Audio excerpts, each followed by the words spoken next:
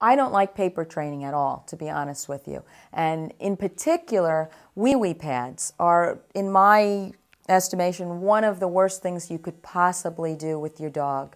Now, there are exceptions to that. If you live in an apartment and, maybe you're up on the 16th floor in Manhattan and it's just not feasible for you to constantly be going down, maybe you have limitations yourself. If that's the case, I would suggest that you get a small dog. Large dogs really do not do well on wee-wee pads because it's just strictly a logistical type of a thing. But the paper training and the wee-wee pads, if people are going to do them, but their ultimate goal is to get the dog to go to the bathroom outside, it is crucial that you not do the paper or the wee-wee training for longer than really maybe a week or two.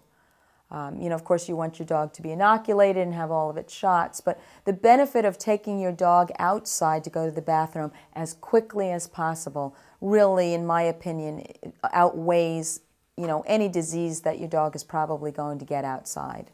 You're going to get up first thing in the morning and take your dog outside. You're going to, when your dog is up, be taking your dog out, maybe it's once an hour at that point if the dog is very young. Just as when you look at what the financial investment of the dog is before you get it, or you research the breeds, you have to make a total commitment to this dog and to yourself, and not necessarily go for the quick remedy, which wee-wee pads really are. But unfortunately, what happens with wee-wee pads is that once you teach your dog to go to the bathroom inside your house, many dogs just have a hard time differentiating between the wee-wee pad and the rug, the small rug in front of the fireplace, or the mat outside, in front of the back door. There are more accidents, I feel, in the house because of wee-wee pads. Paper training has been around for a long, long time.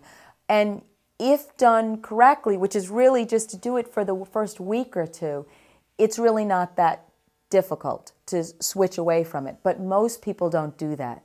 Most people stay with the paper and the wee-wee pads for way too long. And dogs become what's called surface specific very, very quickly. That means that the surface that you teach them to go to the bathroom on is ingrained in their brain very quickly, and then it's very, very tough for them to change.